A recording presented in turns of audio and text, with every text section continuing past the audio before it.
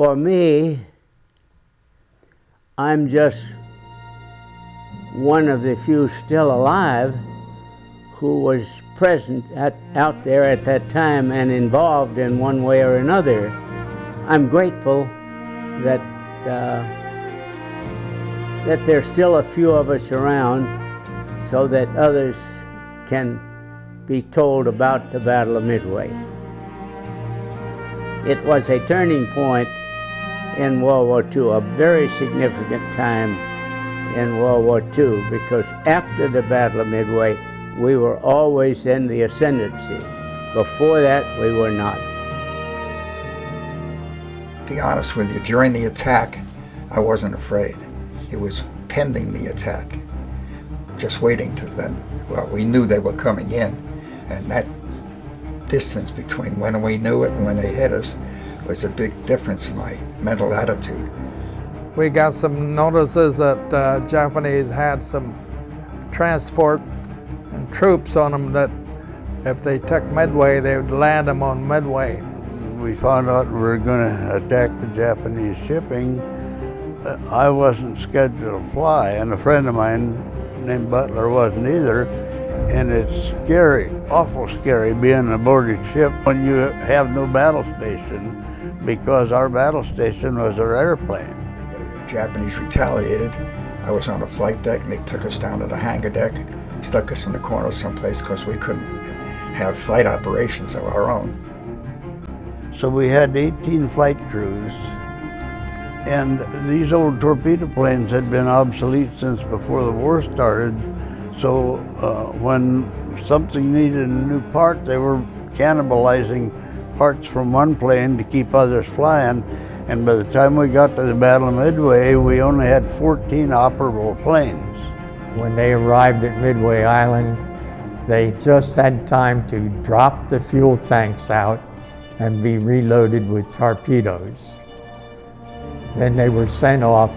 The Battle of Midway had already begun, and we were getting snippets of information about what was happening. All of a sudden here there comes this Zero out of the clouds and blazing with his guns, and we ducked down right next to the water, and we got a few shots off at the Zero. We sent 14 planes out and we only got 4 back.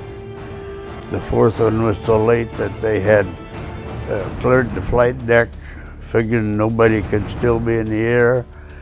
And this old chief pilot come back in late, and his plane was shot up so bad that when they got him and his gunner out of it, they pushed the plane over the side. It was shot up so badly.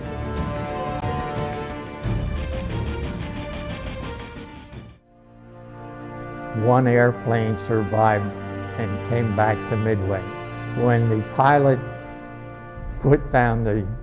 pulled the lever to let the landing gear come down, only one gear came down on the plane, and he made a one-wheel landing, cartwheeled around, and was destroyed. They were the only 2 men that survived. They sent out dive bombers and us 3 old torpedo planes, and after we got in the air, my pilot told me that they had instructions. They wanted that ship at all costs, but if you can bring those 3 torpedo planes back, that's the only 3 torpedo planes left in the whole Pacific fleet.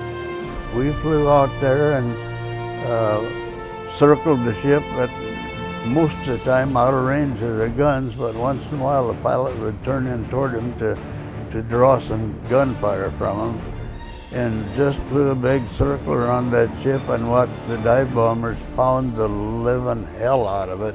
We saw the smoke and 3 carriers about 10 miles apart from each other, 3 carriers, and they're just burning from one end to the other, and that's the first time that Midway had any idea what kind of a damage we did.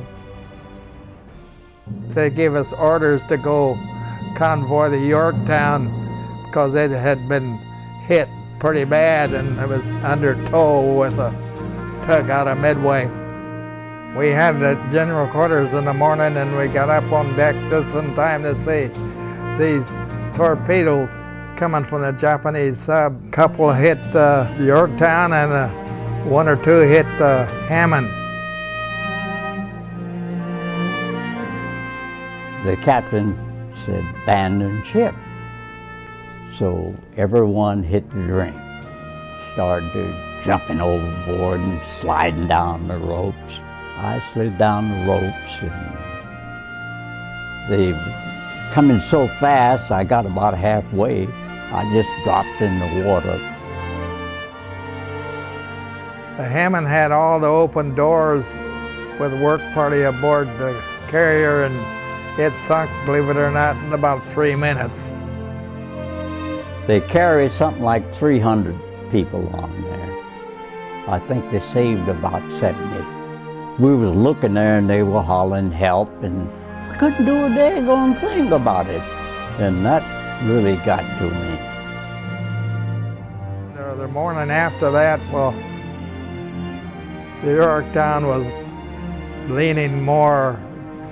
The deck was about touching the water, and they was expecting it to sink. And they said, "Well, all Yorktown people come up top deck and take a look at your ship for the last time."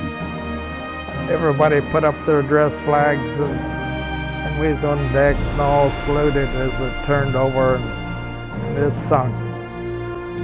And I looked,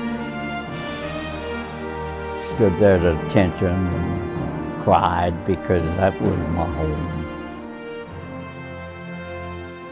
Just thinking of all the people that I knew that were going to be in that battle, and the people were going to be lost, and that I'd never seen again, that I would never see again. With all the men that were around me and on my ship, I didn't see one person who showed any fear or uneasiness about the battle. The thing that I think about yet to this day is especially one man in the squadron, one of the rear gunners, was a second-class radioman, and he had a new child, a new baby boy, born here in San Diego after we left. And he was always talking about when we get home so he could see that boy, and he was killed at the Battle of Midway, and I always dwell on that when I think of the Battle of Midway. Very, very down mentally when we found we lost the squadron, but rather elated, on the other hand, when we found out the extent of damage we did to the Japanese fleet. Well, I think it's wonderful that we're honored from year to year, because I think we had a great part in the war. A whole group of us went over one day and spoke to all the children and told them our story and everything. They seemed real interested in it. And a couple of days later, I was walking down the street, and here comes this little old boy. He's about 10 years old, and had put his arm around me. And he says, "Well, I wanted to thank you for being there and telling us the story, and we're proud of you." And that was really the first thank you I got out of that whole deal. And I was really glad to get it.